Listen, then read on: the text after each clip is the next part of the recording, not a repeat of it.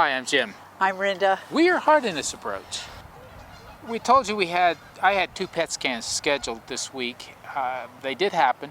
For the first one, they called us and wanted us to come in a few hours early because they had, I don't know what, but they said, could you come in earlier? And we said, absolutely.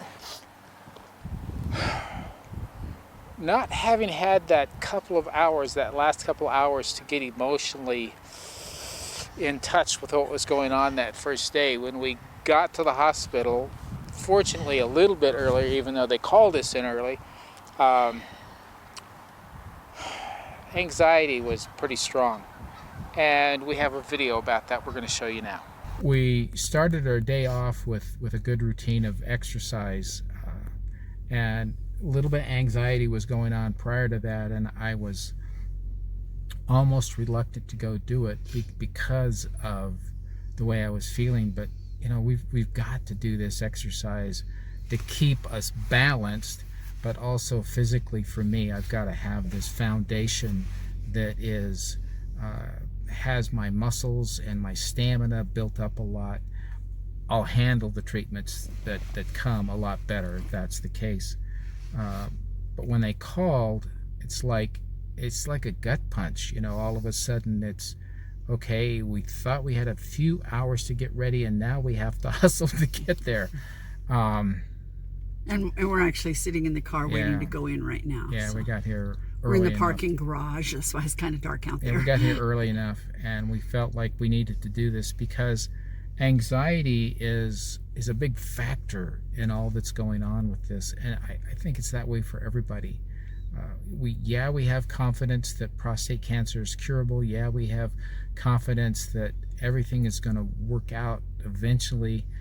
It's just a tough road to travel on right now. There's some rough things that are going to be experiencing that I'm going to be experiencing, and Rinda has to watch me, and I think she has more anxiety than I do, and I tend to hide my anxiety even from myself. Yeah, which is doesn't an really. awful thing. I see For those of you who've watched this for a while, you remember a few years ago I had transient global amnesia because he was hiding it.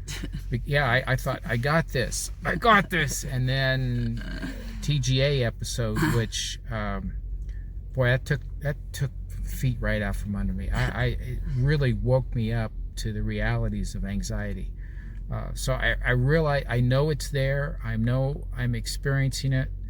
And I'm looking for ways to deal with it. And it's during this journey, we're going to share a bit more of what we're learning about how to deal with anxiety. You are not going to make it go away. It's just not going to happen. And because you don't even know you're having it. Yeah. You're just like fine, and all of a sudden you realize, oh my goodness, I am not fine. But life is going to bring experiences that bring anxiety. It's just part of life. So we're feeling it, we're experiencing it, we're facing it, and we're doing our best to deal with it. We do appreciate everybody's prayers and your good wishes. Thank you very much. Bye-bye. The PET scan process, let me go over that for those of you who haven't been through it.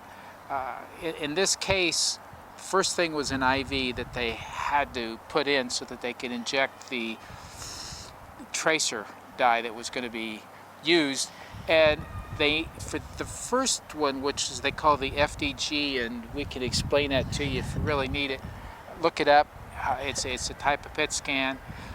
They needed to do my blood sugar because it was in a sugar-based solution, and they didn't want my body to uptake all the sugar. They wanted my body to be balanced as far as blood sugar goes, so that the dye could go everywhere it needed to go and not into the wrong places. What this first PET scan does is it looks for leukemia, lung cancer, lipoma, a whole myriad of cancers. Internal cancers, nothing on the skin, but internal, and that's what they were looking for. So then the next day was the PSMA scan. Which is prostate specific. For the prostate. No blood sugar needed for that. And you didn't have to fast for that one. Yes. the syringe that they used for injecting this, it was a big metal canister because it's radioactive. On both days? On both days. Ah. And so I didn't have any sensations from it. Which is weird, because I sensation if they even put in saline. So let Anyway. me just say something about the radiation. They've made very, very clear to us that it is such a minute amount that it just isn't going to hurt his body. So we'll see. It definitely not going to do the damage that cancer would do if we didn't do anything about it. So we have the results back from both of those. And the first one, the FDG scan, looking for cancers all over my body, it detected nothing. That's not to say that there is absolutely nothing, but there was no detection of anything, nothing. I can't give you the technical terms, but they didn't find anything. The second day with the PSMA, much more sensitive, and it still found no metastases anywhere in my body other than where we already know that it is. So very encouraging, very happy about that. So yeah, I do have prostate skin cancer. Yeah, they're going to deal with that. No, They you do not have prostate skin cancer. I have prostate cancer. I have skin cancer too, but what a mess. So it simplifies the treatments that they have to do. One of the things he forgot to say that I really want him to go back and say is that how it took 50 minutes for you, because you quickly tell him. Absolutely, yeah. This is not just a simple. Because if you've never been through a PET scan, which I never have, Well, yeah. So first of all, they inject the dye, and it takes like 90 minutes for it to go through all throughout the body. So set in a lounge chair in a quiet room, and lights off, and sleep essentially, and then go into where the machine is to be scanned.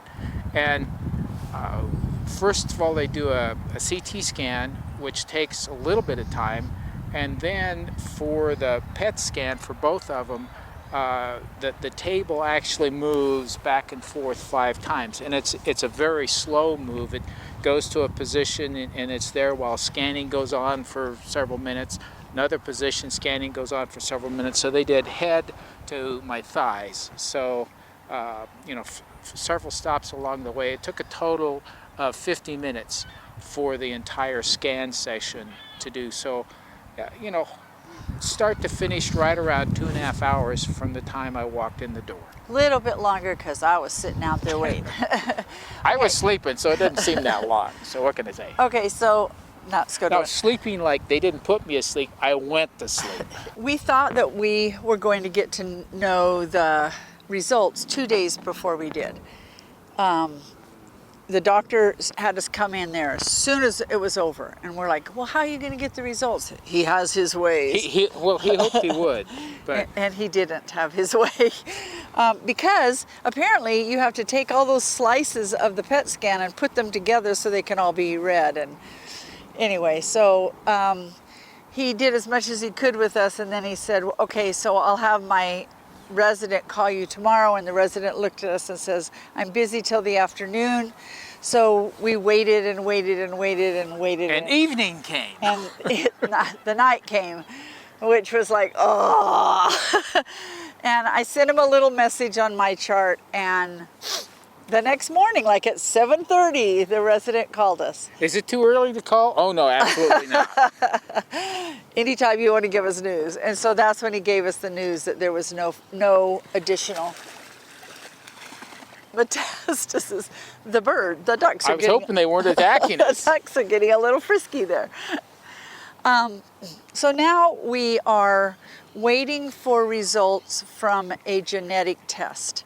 And I thought this genetic test to begin with was, oh, he's had 3 different kinds of cancer. It's going to tell us if he's susceptible to it or what it is. And that's not what this is. This is taking this tissue that the biopsy was done and looking at it and seeing for sure which treatments are going to work the best on it. I think that's pretty great. Yeah, for the type of cancer cells that I have. Yeah. So that's pretty specific. it's 3 weeks to wait for that. So A week's down. a week's down. We got two to go. Two to go. And we might be gone from here before we find out. Bottom line, we're not going to talk about the treatments this video because we don't know all of them. We have a really good idea, and he's already started on one. Don't you want to know? Anyway, we're trying to make these concise and short so that you can see them. Anyway, that's the journey for this week.